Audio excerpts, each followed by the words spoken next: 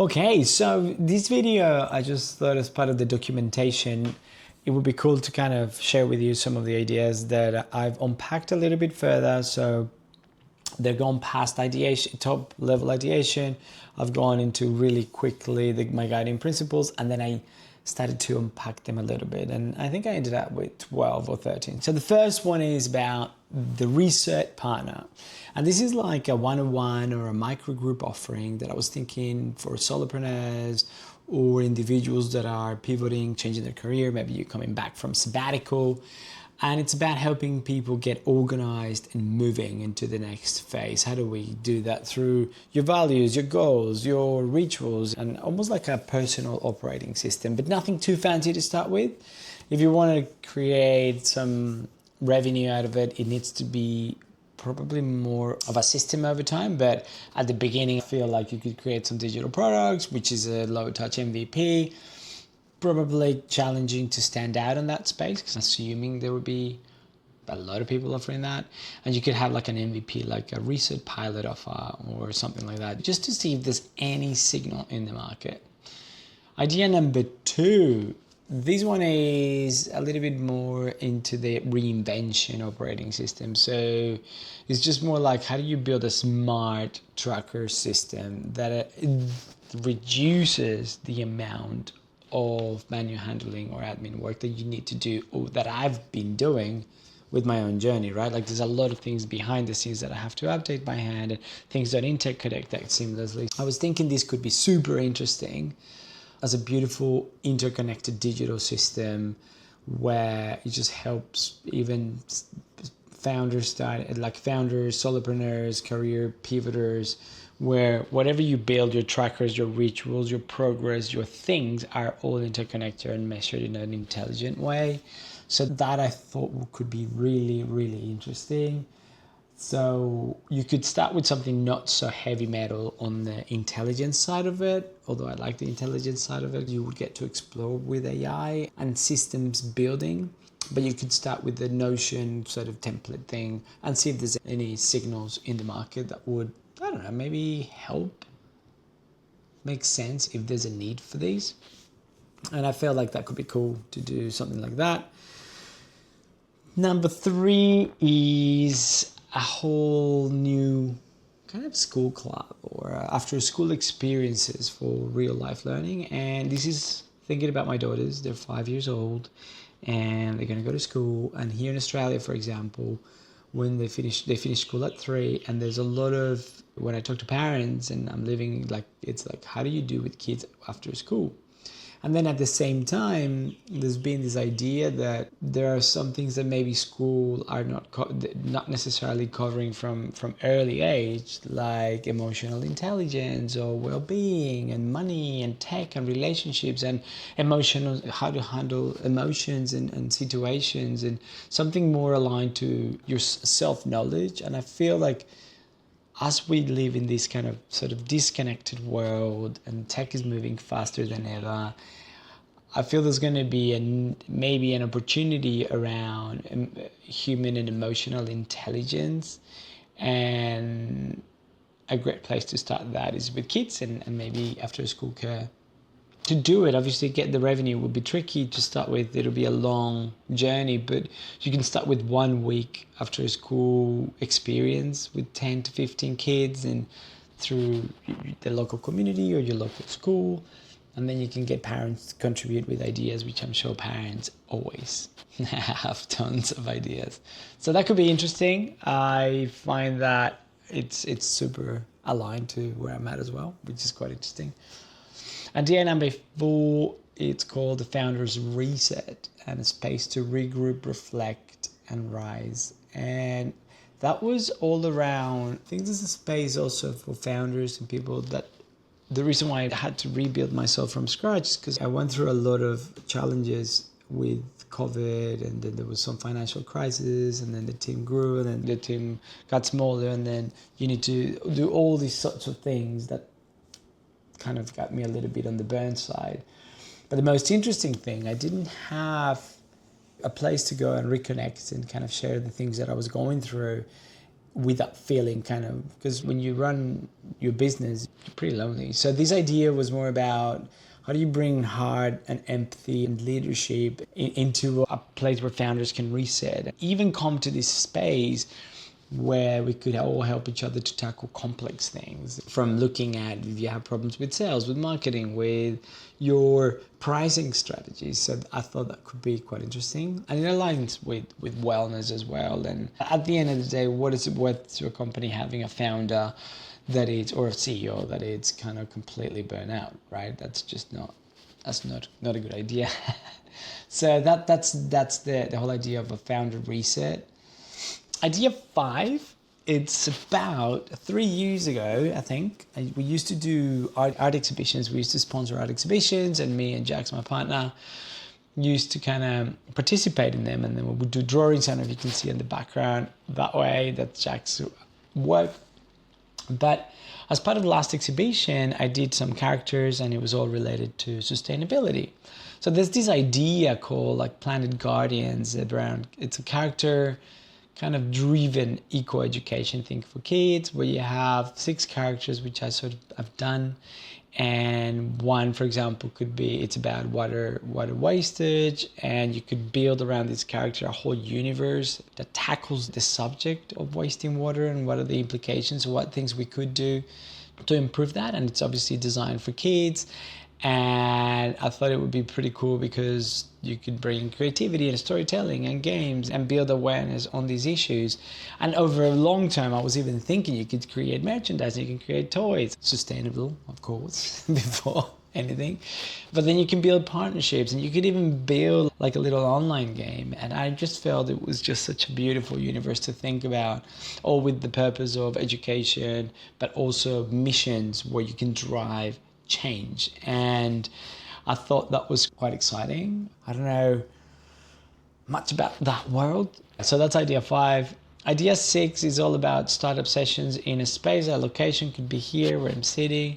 I've been trying to build some community thing, but it's just so difficult to get people committed or engaged. And I know we're just too busy, and we're all getting bombarded with things. But I keep trying to find a way. I'm trying to figure out what's the right way to build the right community. And I know kind of the type of community I want. I want people that are trying to build, that are trying to redefine, that are trying to do something with their lives, and maybe they're a bit afraid of doing it. I like the idea of face-to-face to start with. We could organize face-to-face and virtual maybe, with founders and solopreneurs, and have chats, and then have, I know it sounds like a meetup kind of thing, but I feel like it could be a lot more, community around startup sessions. There are things here like fish burners and things like that, but I think we could have a bit of an expansion on that, on the region where we're at. And so I like the topic. That one I feel it's a bit difficult. Definitely revenue, it's not standalone. You would have to have a lot of layers on these. Like you would have to have a front end product, digital products like, or toolkits and booklets and activity and things, or higher tickets on strategy sessions with very well known strategists, and that would come obviously at a big cost. But I don't know, you could also have, let's have a 3-session package and bring an expert on AI and business, bring an expert on design and systems, bring an expert on maybe a psychologist on validation, and I don't know. So that's there. Idea number 7. So number 7, it's around open door to the, as it happens, ideas come from all sorts of places. And I remember I was a while back standing on the studio, and I was going through this process of something was happening with real estate, and I was just thinking that there's the whole industry around it could use a little bit more of a refresh, something where the whole approach of renting and buying and selling property should be different a little bit. It should be focused on trust, transparency, simplicity. It should be easy. I feel like no longer, that space is just so, with the prices that where they are, and like you never feel like you're necessarily in good hands. So how do you build a service that removes that confusion, that empowers, and I know this could be a little bit contradictory on the model, but empowers buyers and sellers and builds clarity and confidence when somebody's either renting or buying on each side of the spectrum. So that one will need a ton of exploration. It's quite heavy on customer experience and user experience, which it's one of my backgrounds, which I love, but it will take a long time to validate. It's a huge market though. I think obviously the real estate space is like $1 trillion market, crazy stuff, and maybe could use a little bit of a new suggestion. The idea number 8, it's all about me, I guess. It's a low entry point into the market, me as a strategic consultant, where you come and provide guidance and clarity and momentum. I've worked previously with business coaches that oftentimes they leave you with a lot of homework, a lot of templates, but little on the execution and accountability on how we're tracking against that execution and whether we're hitting those goals or not. So I think as a consultant, I would like to bring the executional part as well and figure out a way how to not only provide clarity and support, but how do I walk the talk with them, which is one part that I never gotten from any of the different people that I've collaborated with in my past experiences. I'm sure there'll be people out there. But from stock to loss to finding yourself to just go through whatever it goes in your journey, to make sure you get that clarity and hopefully some momentum. So that's another option. I think the entry on that one, it's dependent on me building an audience and me building a few cases that show that that could work. The least amount of expense here, though, the entry to market is so low because you can have a strategy call for $100 or $150 as you run your pilot program. Eventually you can run them for $500. I know people that may do it for $2,000, but just as a starting point to get some signals in the market, that could be quite interesting. So idea number 9 is reinvention and clarity lab. And it's a community for people building what's next. I think this whole idea of community keeps coming back. And I hope one day I'm able to build one. This is a paid membership platform, supports people navigating career pivots, reinvention. Keeps coming back that theme of personal transformation it's obviously natural right now because this is where I'm at. And I need to be very careful that a lot of my ideas are pointing into that direction, but I think it's because my brain is thinking about where I'm at right now. And that can make it kind of just gravitate to those ideas. There's a lot of things around digital products and membership here, which is similar to the other ideas. Idea number 10, it's just building kits and templates and tools for creators, solopreneurs, and building smarter. Things that I've noticed in my own journey is building content can be quite time consuming. Managing the channels, structuring all that is quite cumbersome and can be really distracting from what you're trying to do. I think it was week 2 or week 3. And you can build things in Notion as a paid little template there. Or you can have a branded shop or ecosystem where you can have access with the relevant content and we walk through videos and that. So idea 10 is just kits to get clarity. I'm not dancing in one leg on that one, and it's not the biggest one. I think idea 11, it's about, I think if you're seeing the fractional CMO and fractional this and fractional that, I could be like a fractional strategist, and it's just come in, you don't get it, instead of community-based, you get placed, or you sell your time or your time for being that strategist in that particular company. The more I do content, the more I do things, the more I integrate with AI, then I hope eventually would become quite a lot more knowledgeable on how to integrate systems and how to connect AI or train agents, and then through that I could just come into a fractional strategist into a company that may be transitioning into the space, or they need somebody that they want them to help connect the dots or make sense of what they're doing. I become a high trust partner, you become part of the organization, you help them prioritize, you help them support things, you help them with processes. I can be quite operational and organizational while connected to dots in the market. So that's also another opportunity that I think I have as an idea. It's not building anything huge, and I think over time scaling it's just not that great because it depends on my time. So it's possible, but I don't know. Idea number 12, I'd lost numbers, but this other idea is, it's really always keeps coming back to me, and I don't know how to even execute it or think about it, but the best way is like, how do I build a financial clarity operating system for couples, families?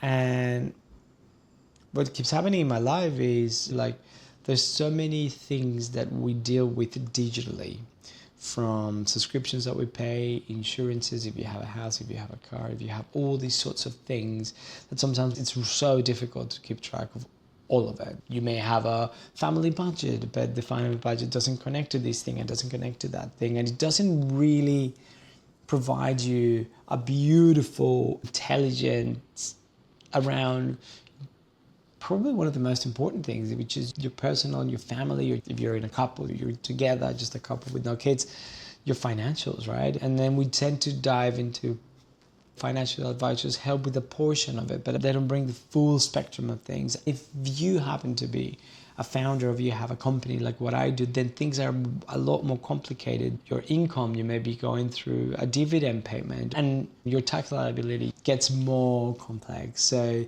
this is a system that, I don't know, it keeps coming back to me. When I try to explain it, I haven't been able to explain it properly. Everyone looks at me and is like, well, what are you talking about, man? Which is a problem. Obviously, I love storytelling and I haven't been able to simplify that. But it is an idea that keeps kind of coming, right? It's an idea that keeps coming back to me. And I don't know if you could start with the web MVP dashboard. My systems way of thinking, my processes, building something beautiful as a designer. The user experience should be amazing. As a ex-UXer, it brings all these things, right? You would add the layer of intelligence. I don't know. There's something about that idea that talking about it now, should I just go for it? And then idea 13, which I shared in another video, I'm not too keen, which is just a story reset studio, which is a boutique of content and storytelling, helping creators and founders kind of clarify their stories, their message, their narrative.